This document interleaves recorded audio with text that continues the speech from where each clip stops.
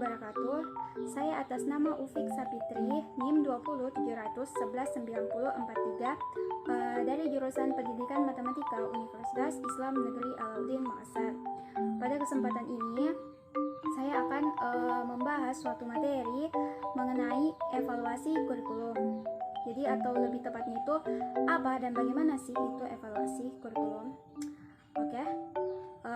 Oke teman-teman, dapat kita ketahui ya, dalam pengembangan kurikulum, evaluasi merupakan hal yang sangat penting dan merupakan tahapan yang harus ditempuh oleh para guru dan pengembang kurikulum lainnya guna untuk mengetahui sejauh mana keefektifan kurikulum tersebut. Nah, hasil dari evaluasi tersebut akan menjadi timbal balik yang berfungsi sebagai bahan perbaikan dan penyempurnaan suatu kurikulum. Kemudian, pengertian evaluasi kurikulum menurut para ahli. Yang pertama itu menurut Wharton and Desardes. Menurutnya, evaluasi kurikulum itu adalah suatu proses pengumpulan informasi untuk membantu mengambil keputusan yang di dalamnya itu terdapat perbedaan mengenai siapa yang dimaksud pengambil keputusan tersebut. Kemudian menurut ahli yang lain yaitu Guba and Lencarm, menurutnya evaluasi kurikulum itu adalah sebuah proses untuk mendeskripsikan evaluasi dan menilai kelayakan objek yang akan dievaluasi. Nah, dengan demikian, evaluasi kurikulum ini merupakan penentuan nilai kualitas pembelajaran dan keseluruhan program kurikulum. Kemudian dalam evaluasi kurikulum ini terdapat empat pertanyaan utama yang akan ditanggapi dalam evaluasi kurikulum ini. Yang pertama itu berkaitan dengan seberapa baik kualitas tujuan pembelajarannya.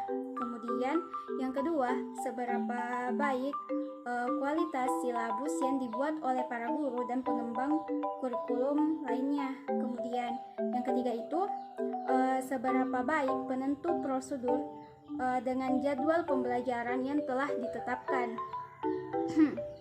Kemudian yang keempat itu adalah seberapa baik kualitas dari fungsi penjadwalannya.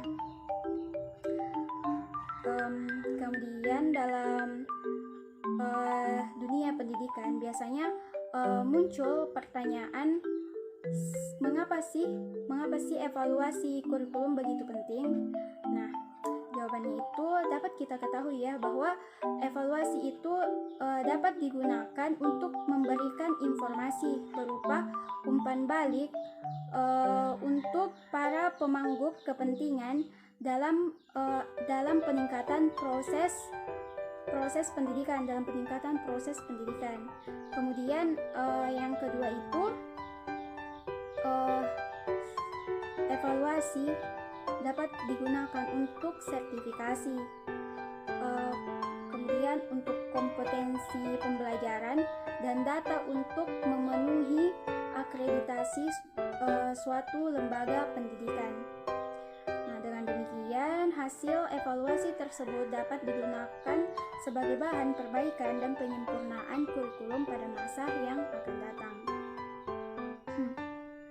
Kemudian prinsip dan tujuan evaluasi, terutama pada pengembangan kurikulum. Nah, pada hakikatnya kita ketahui bahwa evaluasi merupakan suatu proses yang berkaitan dengan penentuan suatu nilai yang berdasarkan pada kriteria standar yang telah ditetapkan. Nah, dengan demikian evaluasi kurikulum ini merupakan salah satu instrumen pendidikan yang sangat penting dan harus memperhatikan aspek-aspek evaluasi pengembangan kurikulum. Nah, ada beberapa aspek-aspek pengembangan kurikulum, yaitu yang pertama, berorientasi dengan tujuan. Nah, maksudnya di sini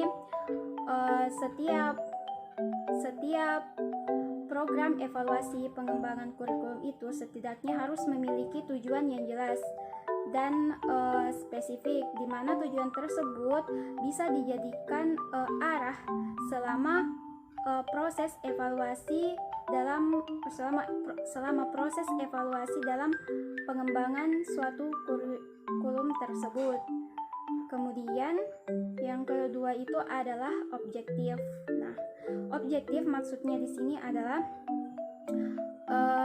suatu kurikulum yang harus berpijak pada apa yang ditemukan, apa adanya, sesuai dengan data yang didapatkan dan tidak dibuat-buat,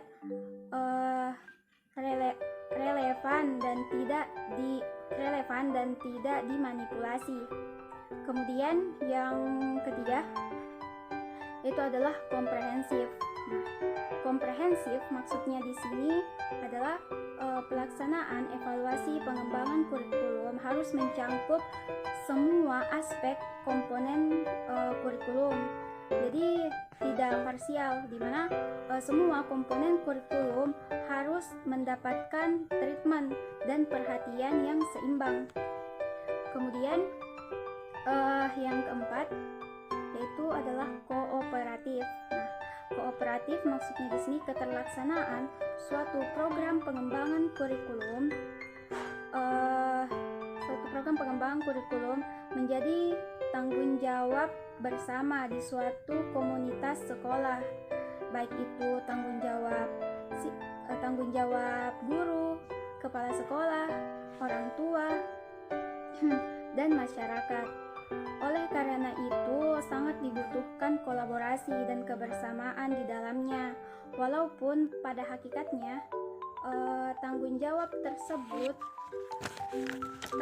tersebut berada pada evaluator pengembangan kurikulum itu sendiri. Kemudian yang kelima yaitu efisiensi. Nah, efisiensi maksudnya di sini adalah semua sumber daya yang digunakan selama proses evaluasi kurikulum tersebut, termasuk itu di dalamnya waktu, tenaga, biaya, peralatan, dan penunjang lainnya harus digunakan sebaik-baiknya. Kemudian yang keenam yaitu berkesinambungan.